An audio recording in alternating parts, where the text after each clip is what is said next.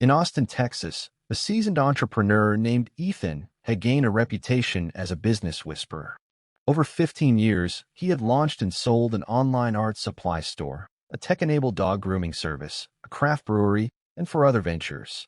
People often asked Ethan how he managed to thrive across such different industries, and his answer always surprised them.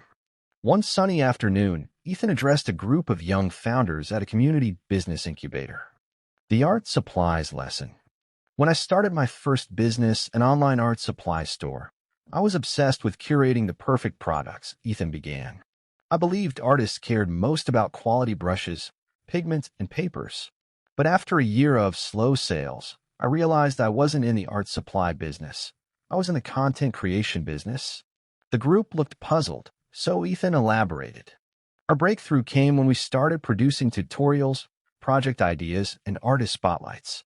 Sales skyrocketed because we weren't just selling supplies, we were selling inspiration. Customers didn't want products. They wanted to feel like artists. Here's another example.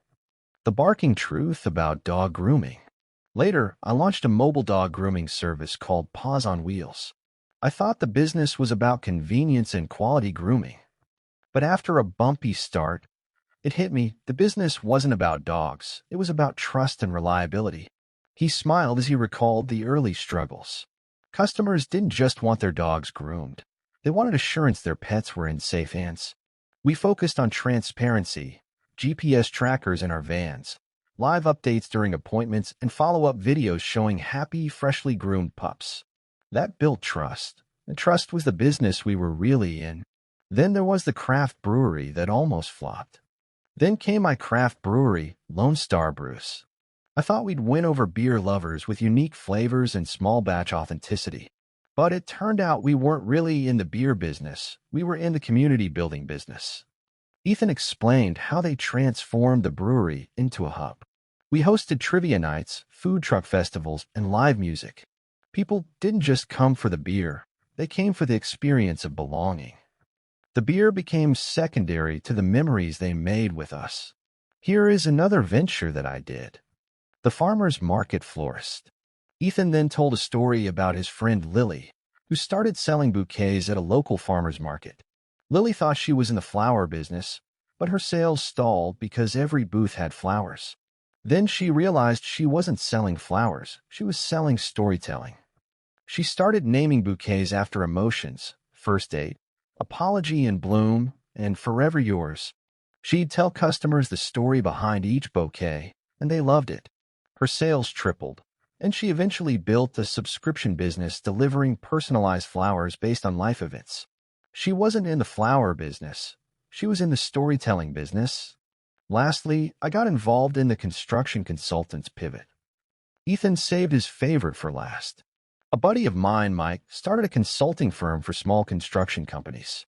He thought his job was giving strategic advice, but he quickly burned out. He realized he wasn't in the consulting business, he was in the systems building business.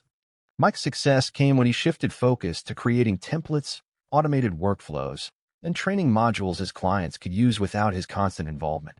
He started licensing his systems, scaled his business, and freed himself from the grind.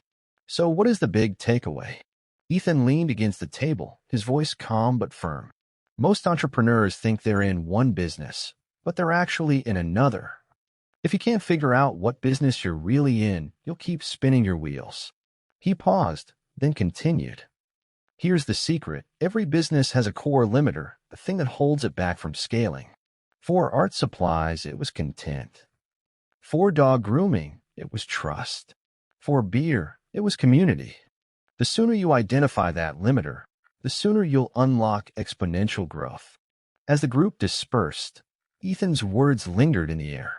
One founder, who sold vintage guitars online, realized he wasn't in the instrument business, he was in the nostalgia business. Another, who ran a meal prep service, saw she wasn't selling food, she was selling peace of mind. Ethan left the room with a quiet confidence, knowing he planted the seeds for a dozen new success stories. The moral of the story: your business is rarely about the obvious. Find the real problem you're solving, identify the constraint holding you back, and focus relentlessly on overcoming it. That's how you turn a good idea into a great business. Thanks for watching, and please don't forget to subscribe.